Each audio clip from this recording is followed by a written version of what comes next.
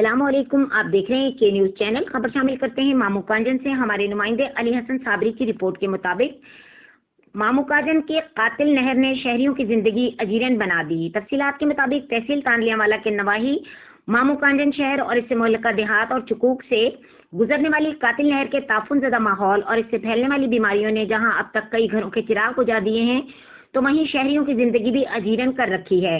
कातिल नहर के इर्द गिर्द लाखों की तादाद में मुकीम मकीन पानी जैसी अजीम नेमत से भी महरूम हैं।